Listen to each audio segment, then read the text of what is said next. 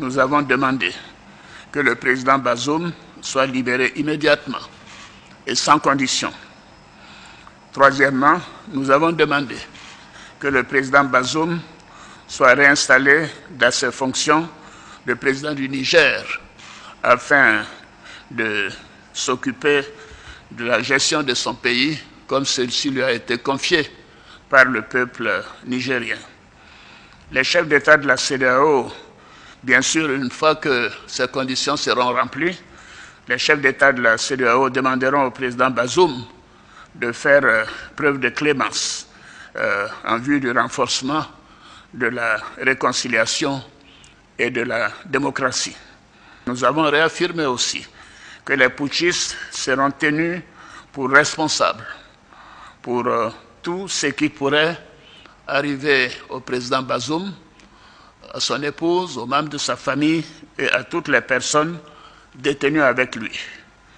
Les putschistes sont tenus totalement responsables des sanctions imposées au Niger. C'est un point qui a été relevé par tous les chefs d'État. S'il n'y avait pas eu de tentative de coup d'État, il n'y aurait pas eu de sanctions sur le peuple nigérien, frère.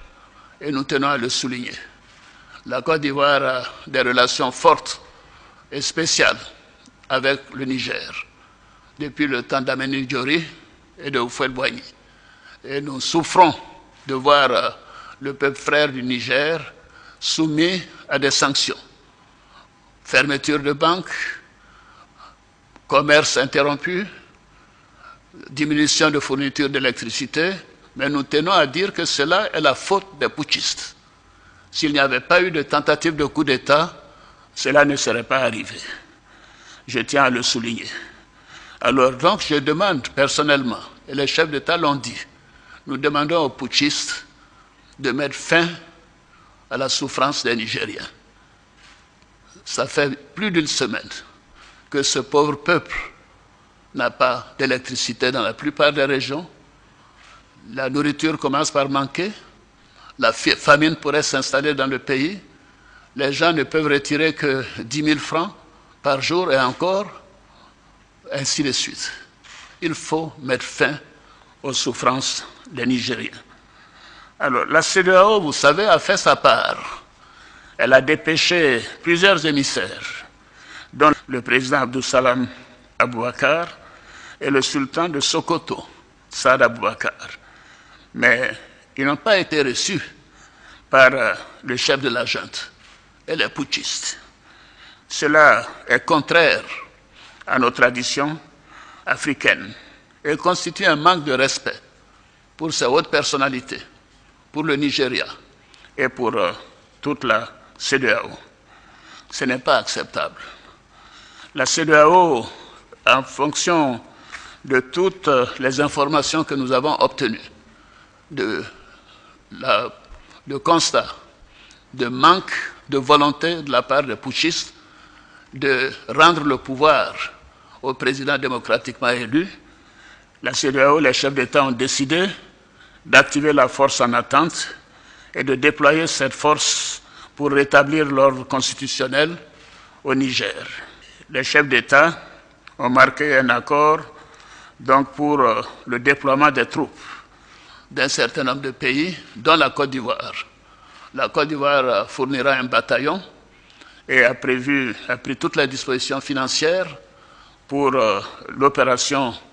Si elle doit durer 3 mois, les provisions seront faites au niveau budgétaire pour que nos soldats et nos officiers qui participeront à cette opération ne manquent de rien.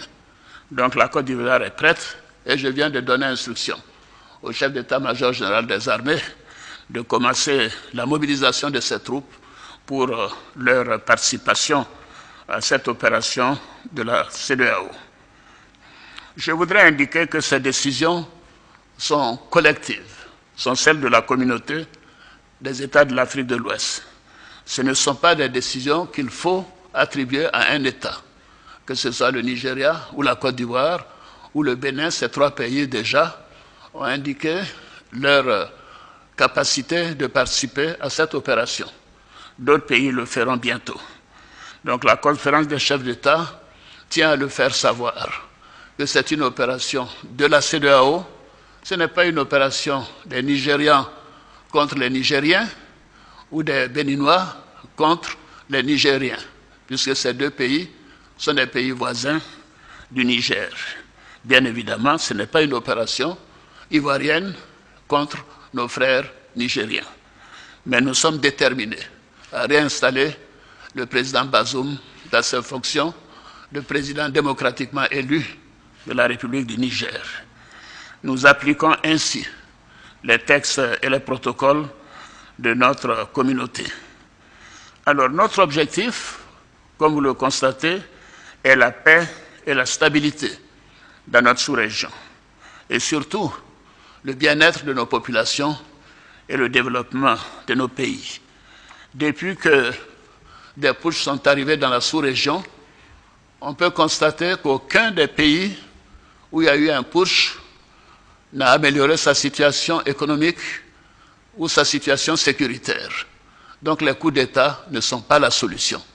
Et nous tenons à le faire savoir. C'est ce qui explique la gravité de cette situation et la volonté des chefs d'État que nous sommes à faire en sorte que cela cesse. Je vous remercie.